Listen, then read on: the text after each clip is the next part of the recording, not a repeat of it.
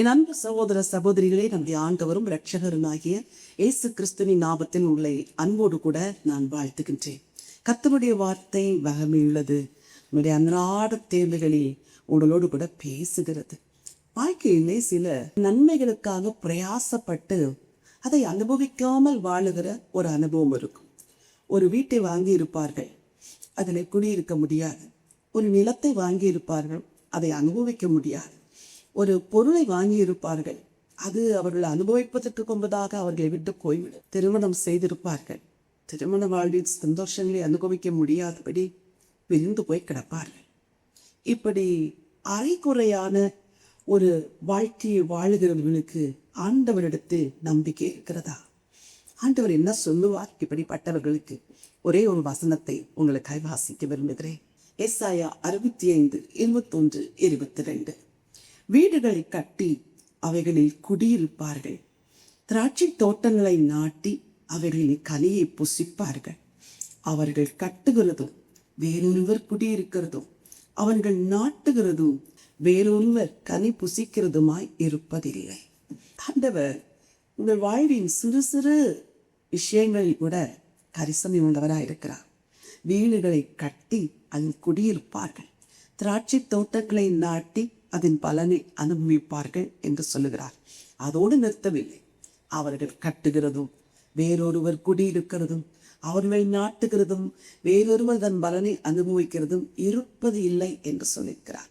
இன்றைக்கு உங்கள் பிரயாசத்தினால் ஆகிய பலனை நீங்களே அனுபவிப்பீர்கள். நீங்கள் எதற்கென்று பிரயாசப்படுகிறீர்களோ, எதை பிரயாசப்பட்டு பல ஆண்டுகளாக சொந்தமாக்கினீர்களோ, அது உங்களை விட்டு தாண்டி போக தேவன் விடமாட்டார். இஸ்ரவேலருக்கு ஒரு தேசம் சொந்தமாய் கொடுத்தார். அதற்கு எத்தனையோ மக்கள் சுற்றிலும் போராடினாலும் இன்றைக்கு வரைக்கும் அந்த தேசம் அவர்களுக்காக இருக்கிறது. உங்களுக்கு உரியது தேவன் உங்களுக்கு தருவார்.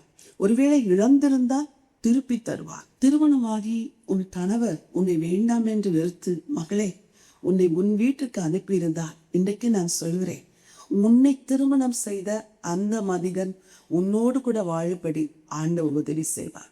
நீ அவரை உறுதியாய் பற்றி போய், அவர் உனக்கு கொடுத்த கிருபையின் நாட்களில் நீ அவரை சரியாய் பற்றி கொள்ளாததினால் சில கஷ்டங்கள் வந்தன. இப்பொழுது துக்கத்தை அனுபவிக்கிறாய். ஆனால் இனி ஆண்டவர் சொல்கிறார், உனக்கென்று நான் கொடுத்ததை நீ அனுபவிப்பாய். இது வாழ்க்கையின் எந்த பகுதியின் தேவைகளுக்கானாலும் சரி, உனக்கென்று நான் கொடுத்ததை நீ அனுபவிப்பது என்னுடைய சித்தம். உனக்கென்று கொடுத்ததை இன்னொருவர் அனுபவிக்க நான் விடமாட்டேன் என்று சொல்லுகிறார். இந்த வார்த்தையை நான் புண்ண கர்த்தரிடத்தில் உரிமை பாராட்டுங்கள். இழந்தவைகளை திரும்ப பெறுவீர்கள், இருக்கிறவைகளை தக்க வைத்துக் கொள்வீர்கள். உங்களுக்கு ஆட்சிக்கிறேன். நன்றி ஆண்டவரே, நன்றியோடு ஸ்தோத்திரிக்கிறதப்பா. உங்களுடைய பிள்ளைகளை நம்பி அவர்களுக்கு கொடுத்த சுதந்திரம், ஆசீர்வாதம், நன்மை, திருமணி, பிள்ளை பாக்கியம், வேலை, வீடு, வாசஸ்தலம், இதை போன்ற பூமிக்குரிய காரியங்கள் மட்டுமல்ல, ஊழிய காரியங்களை கூட கர்த்தாவே அவர்கள் இந்த பூமியை அனுபவிப்பதற்கு கிருபை தர வேண்டும் என்று சொல்லி ஜெபிக்கிறேனப்பா. அவர்கள் கட்டுகிறதும் வேறொருவர் குடியிருக்கிறதும், அவர்கள் நாட்டுகிறதும் வேறொருவர் அதை அனுபவிப்பதும் இல்லை என்று சொன்ன உடைய வார்த்தையின்படியே அந்தவரே ஜனங்களுக்கு நீங்க அனுக்கிரகம் செய்ய வேண்டும் என்று சொல்லி ஜெபிக்கிறேன். நன்மைகளை வர்ஷிக்க பண்ணுங்க, ஆசீர்வதிய ராஜாதி ராஜா இயேசு கிறிஸ்துவின் நாமத்தில் ஜெபிக்கிறேன், ஜீவனுள்ள நல்ல பிதாவே, ஆமென். பிரியமானவர்களே, உங்களுக்கு உரியவைகளை, கர்த்தர் உங்களுக்கு கொடுத்தவைகளை நீங்களே அனுபவிப்பீர்கள். கை தவறி போயிருந்தாலும் ஆண்டவன் மீண்டும் அதை கைகூடி வர பண்ணுவார். இந்த நம்பிக்கையோடு இந்த நாளை தோணுங்கள். இந்த நாள் ஒரு வெற்றியின் நாள். God bless you.